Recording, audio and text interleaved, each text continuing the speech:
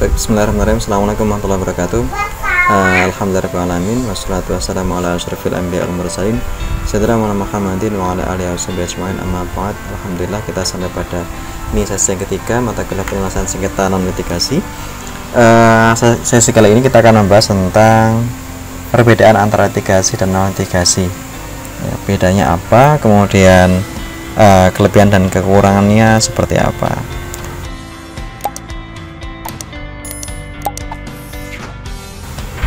Baik, litigasi itu apa? Litigasi adalah penyelesaian sengketa dengan beracara di pengadilan.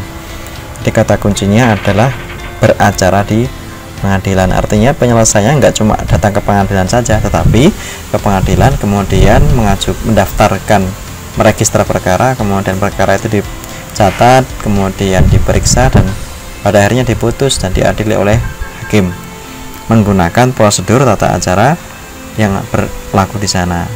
Maka menggunakan hukum acara, gitu kan, istilahnya ada hukum acara yang digunakan di situ, ya. Kan kita mengenal ada namanya hukum acara sama hukum material, ya, hukum formil sama hukum material. Nah, kalau hukum material itu kan hukum yang mengatur hak dan kewajiban para pihak, hak dan kewajiban subjek hukum, ya.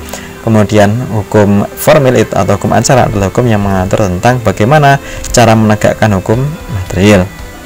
Nah, di pengadilan kalau ada yang pengen menyelesaikan sengketa, datang ke sana, kemudian menyelesaikan dengan beracara menggunakan hukum acara yang berlaku di sana. Itu adalah litigasi. Sementara kalau litigasi berarti sebaliknya, ya, nanti tidak ke pengadilan, tidak beracara di pengadilan. Sekarang kelebihan litigasi. Apa kelebihan litigasi? Kalau ke pengadilan itu apa kelebihannya? Yang pertama, ruang lingkupnya luas. Hampir semua sengketa itu bisa dibawa ke pengadilan, ya. Ya, pengadilan macam-macam, ada pengadilan niaga, ada pengadilan negeri, ya, pengadilan umum, peradilan umum, ya, ada pengadilan agama, ya, sesuai dengan kompetensi masing-masing, ya, kompetensi absolutnya masing-masing. Tetapi secara prinsipil hampir semua perkara itu bisa diselesaikan di pengadilan tanpa kecuali dinyatakan berbeda oleh pengadilan, ya. Oke, ruang lingkupnya luas. Kemudian hakim bersifat netral. Hakim yang memeriksa, ya, memutus dan mengadili itu bersifat netral. Dia tidak berpihak kepada siapapun, dia nggak punya kepentingan apapun dengan siapapun. Kepentingan dia adalah bagaimana dia menegakkan keadilan, menegakkan hukum dan keadilan sebaik mungkin, gitu, ya. Dia nggak mikir lagi soal kebutuhan pribadi, karena kebutuhan pribadinya sudah digaji oleh negara sebagai pejabat negara yang menjalankan fungsi yudikatif. Kan negara ada trias multikate, ya, ada yudikatif, eksekutif, legislatif. Nah, dia menyelenggarakan fungsi yudikatif. Lanjut, kemudian kekuatan hukum itu bersifat memaksa, ini kelebihannya, ya, dan bersifat mengikat. Nah, misalnya begini, antara A sama si B, A mengajukan gugatan ke pengadilan kepada si B, ya, B itu mau tidak mau harus terlibat, mau tidak mau dia harus menjadi pihak yang tergugat di situ. Dia nggak bisa menolak, gitu kan. Kalau dia nggak hadir ke pengadilan, maka pengadilan bisa memutus, ya, perkara secara paksa, gitu kan, bisa memutus secara paksa, dan putusannya itu juga bersifat mengikat meskipun si B nggak mau datang ke pengadilan. Inilah kekuatan litigasi, gitu, ya. Kemudian bisa digunakan untuk memberikan tekanan kepada lawan. Nah, karena kekuatan hukum tadi bersifat memaksa dan mengikat, maka litigasi biasanya sih bisa digunakan untuk memberikan tekanan kepada lawan. Kalau misalnya ada upaya yang itikat yang kurang baik dari lawan, gitu, ya, maka bisa digunakan litigasi. Kemudian sifatnya formal, prosedural, dan relatif terbuka. Formal prosedural artinya apa? Artinya prosesnya step by step itu sudah diketahui secara umum, gitu kan, dan itu sudah baku. Nah, sifat yang baku seperti ini memudahkan bagi yang orang yang kurang begitu sifat yang baku ini memudahkan artinya standarnya jelas, ukurannya jelas, dan sifatnya terbuka. Nah, hakim itu kan kalau memeriksa sidang pengadilan bla bla bla, dibuka dan terbuka untuk umum. Jadi secara prinsipil semua putusan pengadilan itu bersifat terbuka kecuali yang dinyatakan lain, ya. Misalnya pas di situ ada aib yang dibuka ketika pembuktian, nah itu misalnya, ya, itu bersifat tertutup. Tapi secara garis besar terbuka dan terbuka untuk umum, gitu, ya. Kemudian kelebihan lagi adalah putusan bersifat final dan eksekutorial. Ya, kalau sudah inkrah maka itu bersifat final, tidak ada upaya hukum lagi, dan eksekutorial artinya putusan hakim itu bisa dieksekusi gitu. Baik. Kemudian biaya perkaranya relatif lebih murah jika dibandingkan dengan yang lainnya.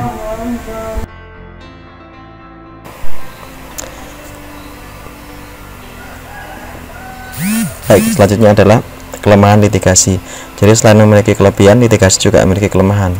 Apa saja kelemahannya? Yang pertama, prosesnya terlalu prosedural. Ya, seperti yang sudah kita singgung bahwa salah satu kelebihan sekaligus kelemahan litigasi itu adalah prosesnya bersifat prosedural karena menggunakan hukum acara. Nah, di satu sisi ini menjadi kelebihan karena prosesnya jelas, tapi di sisi lain itu menjadi kelemahan. Kelemahannya apa? Ya, karena kalau prosedur berarti kan step by stepnya harus dilalui semua, tidak bisa bypass, dan prosesnya berarti ya harus mengikuti satu persatu dan itu cukup lama. Itu ya waktunya lebih lama yang dibutuhkan. Kemudian pemeriksaannya pun juga bersifat prosedural dan kebenaran dalam perkara perdata misalnya ya. Dalam perkara perdata kebenaran yang dicari itu adalah kebenaran bersifat formil bukan material. Nah, sementara dan pembuktiannya kan berarti otomatis pembuktian bersifat formil saja gitu ya, tidak sampai jauh pada pembuktian bersifat material. Nah, sementara dalam sengketa itu seringkali tentu orang pengen agar mendapatkan kemenangan gitu kan, entah bagaimana caranya, termasuk memanipulasi data, yang itu agak susah pembuktiannya ketika proses pemeriksaannya bersifat formil gitu ya. Kemudian kelemahan yang kedua, tidak bisa memilih pengadil. Kita kalau mengajukan gugatan ke pengadilan, maka gugatan tersebut akan diterima oleh ketua pengadilan dan ketua pengadilan akan menunjuk hakimnya. Kita nggak bisa milih siapa mau jadi hakim di situ ya. Jadi kita nggak tahu nanti kita ngajukan yang dapat hakimnya siapa, itu nggak tahu ya, pinternya sama kita juga nggak tahu gitu kan. Dan hakim itu bersifat generalis, artinya begini, perkara yang masuk itu hampir semua jenis perkara itu bisa masuk ke pengadilan ya, hampir semua jenis perkara, dari perkara ekonomi, dari perkara sengketa apalah segala macam itu bisa masuk ke pengadilan gitu kan. Sementara hakim itu kan generalis, dan hakim itu latar belakang keilmuannya ada keilmuan hukum gitu ya.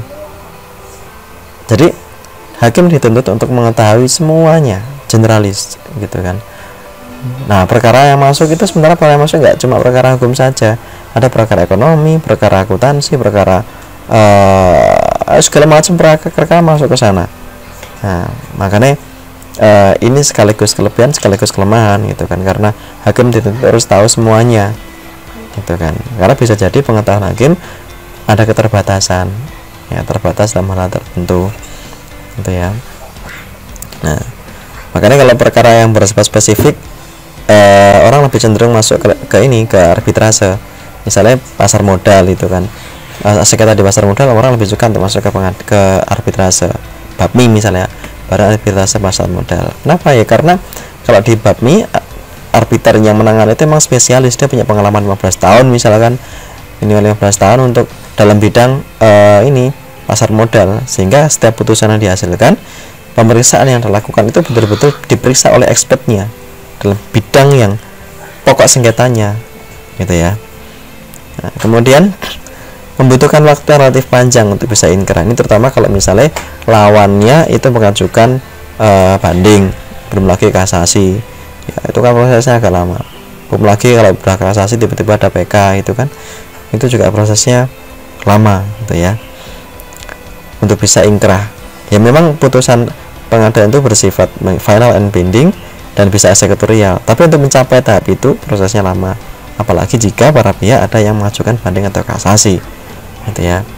Kemudian para pihak berposisi saling berhadapan. Ini ya salah satu kelemahan dalam litigasi adalah para pihak itu diposisikan saling berhadapan ya, antara pihak penggugat dengan tergugat ya.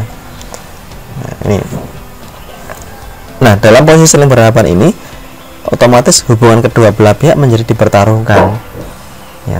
Hubungan baik menjadi dipertaruhkan karena para pihak saling berhadapan, saling membuktikan bahwa yang lain itu salah, saling membuktikan bahwa pihak lawan itu salah ya, saling membuktikan bahwa pihak lawan itu sudah berprestasi, saling menuntut pihak lawan untuk membayar ganti rugi ini ya.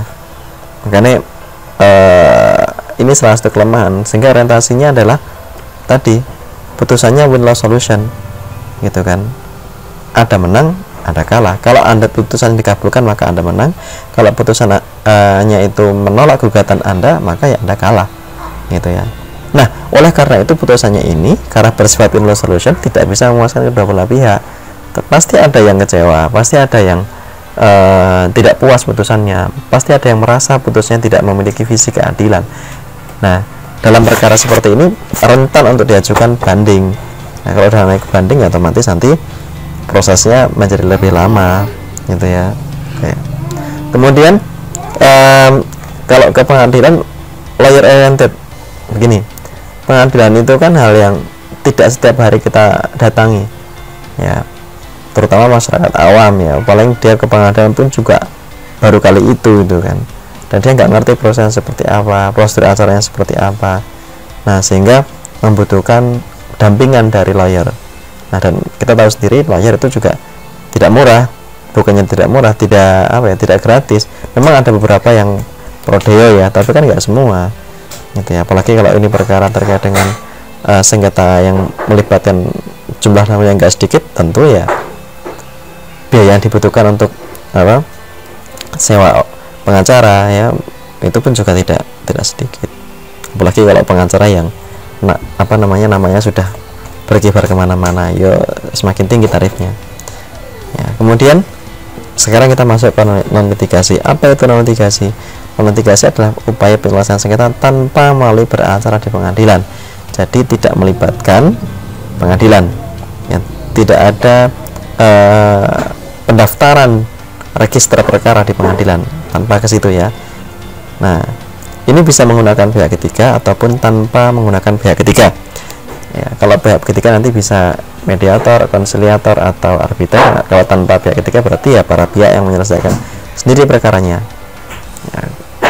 Apa kelebihannya? Kelebihan litigasi yang pertama, prosesnya sederhana dan fleksibel. Ya udah, langsung dua orang itu aja yang bersengketa langsung didiskusikan gimana baiknya, langsung dimusyawarahkan.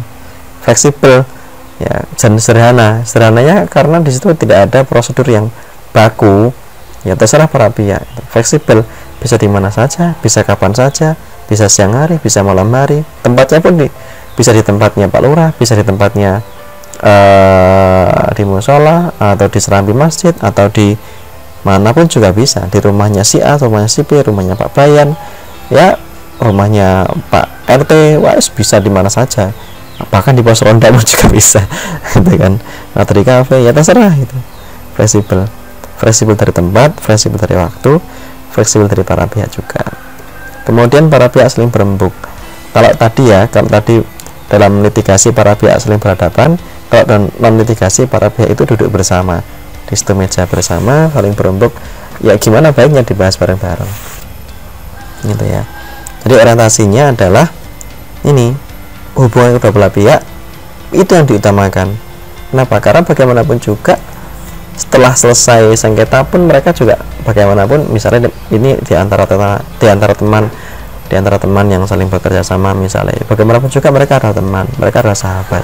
Bagaimanapun juga lawan itu adalah, jadi begini, prinsipnya begini, kita nggak akan pernah berhadapan dengan lawan di sengketa dengan orang lain yang sama sekali nggak ngerti, ya. Kita nggak akan pernah memiliki perkara dengan orang yang sama sekali nggak pernah kita kenal ya. 95% ya, pihak yang menjadi lawan kita di pengadilan itu adalah orang yang dekat dengan kita gitu ya. 95% orang yang menjadi lawan Anda ya, jika di pengadilan ataupun dimanapun dalam sengketa itu pasti dengan orang dekat, tetangga, keluarga misalnya ya, teman, dulu teman bisnis, dulu sahabat, itu kan pasti itu kan. Nih, catat ini ya, jadi 95% lawan dalam sengketa itu adalah orang dekat gitu ya, dulu pernah bekerja sama ya, dulu pernah punya usaha bersama, dulu pernah melakukan transaksi bersama, tetangga dan segala macamnya, keluarga bahkan, gitu ya. Maka dalam non litigasi ini ya hubungan kedua belah pihak itu diutamakan, karena toh setelah selesai sengketa mereka juga masih tetangga, setelah selesai sengketa mereka masih keluarga, setelah selesai sengketa pun mereka masih menjadi teman, eman-eman gitu kan. Hanya karena faktor sengketa, hanya karena faktor salah pahaman misalnya, ya persaudaraan yang selama terbangun itu menjadi hancur, itu kan eman-eman sekali. Nah, kalau di non litigasi ini prioritasnya adalah dalam menjaga hubungan di antara para pihak, gitu ya. Nah, kalau tadi di non litigasi kita nggak bisa memilih siapa yang menjadi hakim, di litigasi kita di non litigasi bisa memilih siapa pihak ketika yang akan membantu penyelesaian sengketa. Misalnya antara A dan B, wah, nah udah milih siapa yang mau menjadi penengah, gitu ya. Udah ini aja Pak RT aja, bisa Pak RT, Pak Bayan aja, bisa Pak Bayan. Udah Pak Imam Masjid aja, Pak Imam Masjid, Pak Yainya bisa, ya. Atau waduh kita cari mediator profesional, boleh, itu kan. Jadi boleh memilih siapa yang akan menjadi pihak ketiga. Arbitrase pun juga begitu, bahkan para pihak pun juga bisa memilih siapa jadi arbiternya, ya. Oh si A aja yang dia lebih kompeten, atau si B saja yang ini sesuai dengan tema, dengan pokok perkara yang kita ini, wah bisa seperti itu, ya. Kemudian putusannya bersifat unik, win-win solution. Kalau tadi itu adalah kalau di litigasi putusannya adalah win and loss solution, menang dan kalah. Kalau di non litigasi putusannya adalah unik, win-win solution. Artinya tidak harus menang dan kalah, tidak hanya dikabulkan atau ditolak, ya, tapi bukan putusan ya, tapi kesepakatan ini lebih tepatnya, ya. Kesepakatan itu win-win solution, apa yang terbaik bagi kedua belah pihak, ya. Makanya tadi para pihak berembuk merumuskan apa yang baik bagi mereka, ya, merumuskan sendiri masalahnya, merumuskan sendiri penyelesaiannya, ya. Kemudian biaya relatif lebih ringan, kan kayak gini kan nggak perlu pengacara, kan kayak gini kan nggak perlu ke pengadilan yang butuh biaya, butuh waktu, butuh daftar, butuh materai dan segala macamnya, itu kan. Ini prosesnya lebih relatif ringan biayanya, dan selagi bersifat rahasia. Tadi kalau di pengadilan itu kan semuanya terbuka untuk umum, dibuka dan terbuka untuk umum. Tapi kalau di sini kan rahasia, cukup para pihak saja yang tahu. Bahkan di mediasi misalnya ya, kalau kita melibatkan ketika dalam mediasi, mediator pun juga diwajibkan untuk menjaga kerahasiaan. Arbiter pun juga begitu, arbiter juga diwajibkan untuk menjaga kerahasiaan, ya. Baik mediator ataupun arbiter nggak boleh menceritakan perkara yang dia tangani kepada siapapun tanpa ada izin dari para pihak, gitu kan. Bahkan kalau mediator boleh ya dia mengumumkan, tapi kan hanya putusannya saja, isinya tidak boleh diumumkan, itu pun dengan persetujuan para pihak. Makanya dalam perkara yang agak gede itu kan orang lebih cenderung di usaha itu ya, di perusahaan gede itu mereka lebih suka menggunakan arbiter itu kan.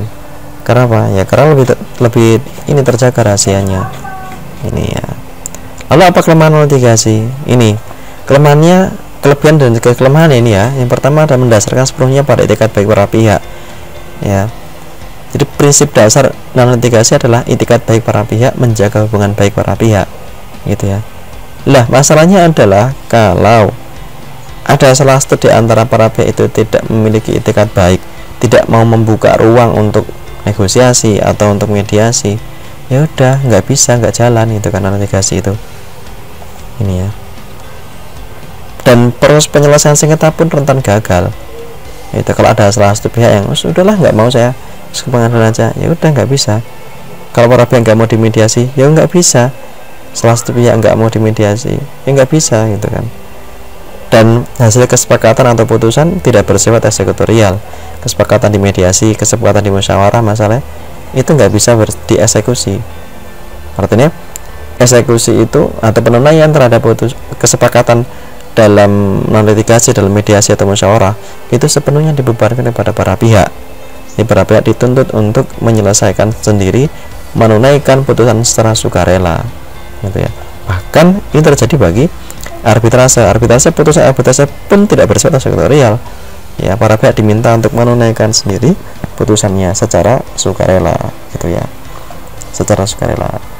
Kalau misalkan para pihak nggak mau, ya udah nggak bisa dieksekusi, gitu ya. Kalau di arbitrase ya harus dibawa ke pengadilan dulu kan, didaftarkan, dideponir dulu baru bisa dieksekusi.